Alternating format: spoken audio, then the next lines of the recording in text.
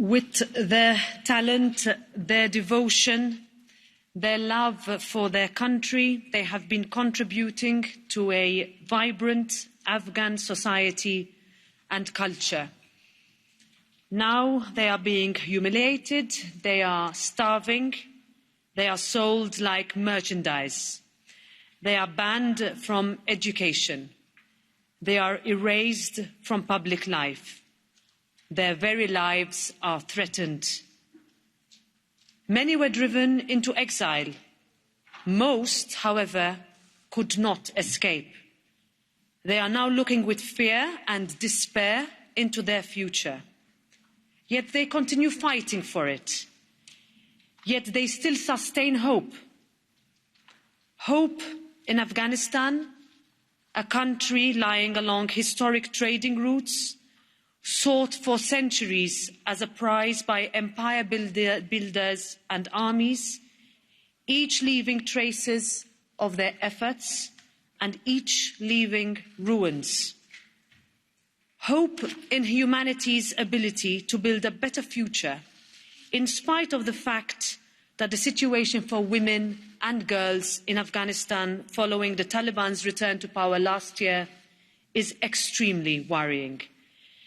Dear honourable guests, dear members, dear colleagues, honoured Afghan women, I warmly welcome you to the European Parliament's Afghan Women Days. We hold this event to give Afghan women and girls a voice in our House and to honour and support the human rights work achieved by the 2021 Afghan women finalists for the Sakharov Prize, whom, fortunately for us, will participate with us today and tomorrow in discussions about the situation of Afghan women. Together, we will seek ways to help both those on the ground and those who have been forced to flee from their homes. These prominent Afghan women and influencers will share their message about how they work tirelessly to build an equal, more inclusive Afghan society. I reiterate this House's support to Afghan women, both in their country and abroad. We will listen, we will learn, and we will act. The Taliban had promised a change from their first period of rule, a change that respected women's rights. They promised no animosity. However, what we are witnessing is a change from a thriving society to one in free fall.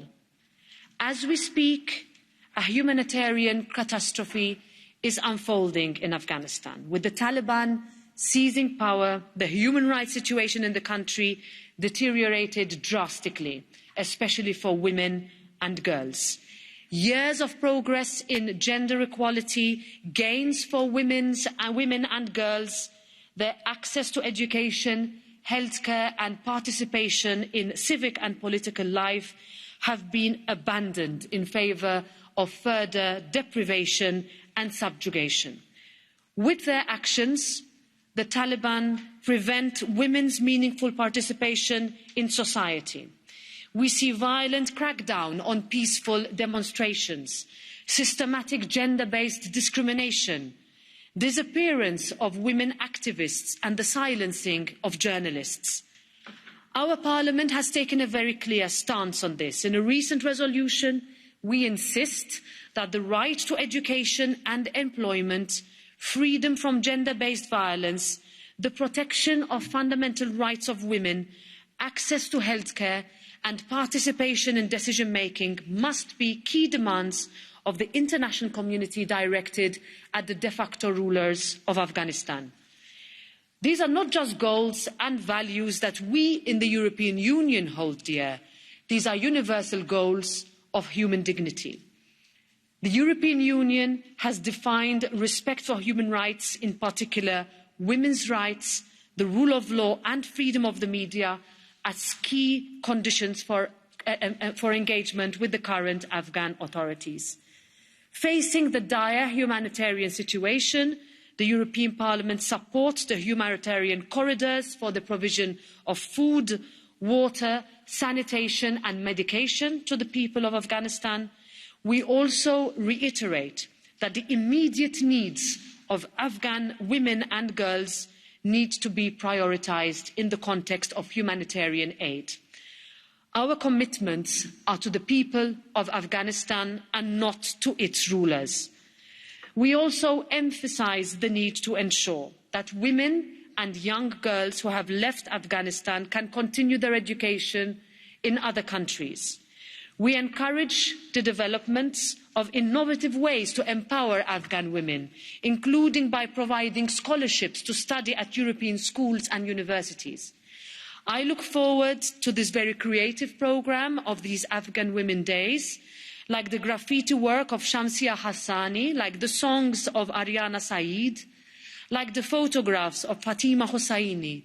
They reflect the fear, but also the strength, the hopes and beauty of Afghan women.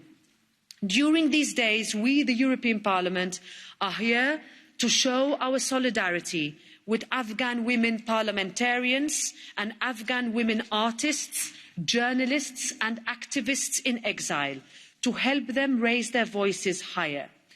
We will hear your testimonials, your work, your films, your music. Teach us that although there is a time for weeping, there is also a time for standing up against injustice. Your resilience is more than exemplary. You are an inspiration to me, and you are an inspiration to everyone. It fills me with optimism to see you all, dear colleagues, also committed to participate jointly in Afghan Women Days. The women and girls of Afghanistan deserve respect of their dignity and of their fundamental rights. And let me assure you that you can count on this European Parliament to help make that a reality. Thank you for coming to share with us. It is truly an honour.